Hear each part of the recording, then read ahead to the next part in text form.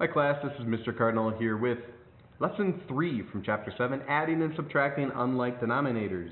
Today's objective is to find equivalent fractions with the LCD, or least common denominator, to add and subtract fractions with unlike denominators and give the answer in simplest form. There are two vocab terms that go along with today's lesson. The first one is unlike denominators, which means that the denominators in two or more fractions are different.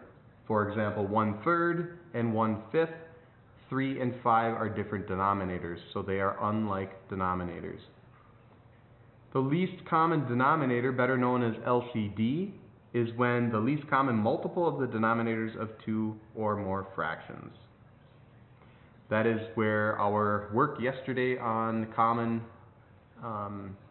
multiples and least common multiples will come in handy when solving for adding and subtracting unlike denominators. You use fractions when you cook or measure. So let's say that we are in need of 1/2 cup of milk to start making a batch of pancakes. And after the batter sits for a while, we are told to add 1/3 cups of milk to the previous batter. Now, as you can see, the denominators are different, so we need to change the denominators so that they are alike, and we can continue to add like we did in section 1. In order to change them to alike denominators, we have to find the least common multiple. So the least common multiple, from what I learned in section 2, is 6 for both of these fractions. Now, if I put 6 as my denominator, how did I get 6 from 3? I multiplied it by 2. If I multiply my denominator by 2, I'm going to multiply the numerator by 2. So then my new numerator is 2. Do the same thing for the other side. 2 to 6, I multiplied the 2 by 3. So I'm going to multiply my numerator also by 3. So 1 times 3 is 3. Now I have like denominators, so I can add my numerators together. So 3 plus 2 equals 5, and then the denominator stays the same, 5/6. Let's try a little bit more of a challenging problem. Let's say I have 1/8 plus 1/4 plus 1/2.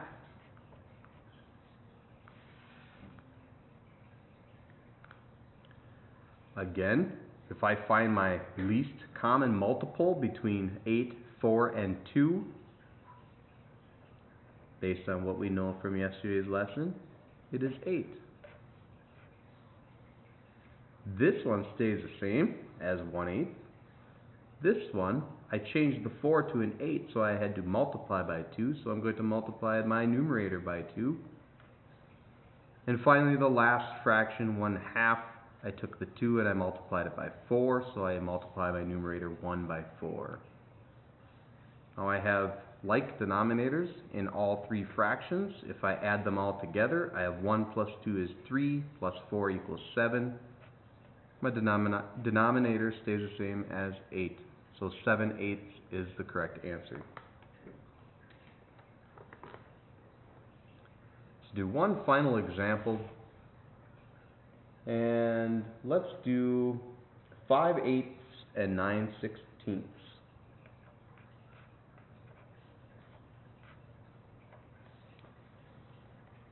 If I'm asked to add these two fractions together, in order to get the same denominator, the second fraction already has it.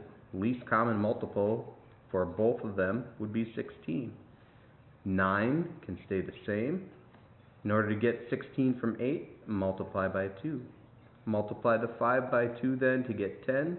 So now I have 10/16 plus 9/16, and that is 19/16. Now anytime we have an improper fraction, we are not done. It does need to be simplified in lowest terms, and that means we need to convert it into a mixed number. 16 goes into 9 once. 19 minus 16 is 3. So I have 3 left over. That becomes my numerator. My denominator stays the same. So my correct answer then is 1 3/16. I hope you understand today's lesson. If you have questions or comments, please leave them here on Edmodo, and I will answer them as soon as possible. More than likely, we may have a snow day tomorrow, so I may see you on Monday. If not, see you tomorrow.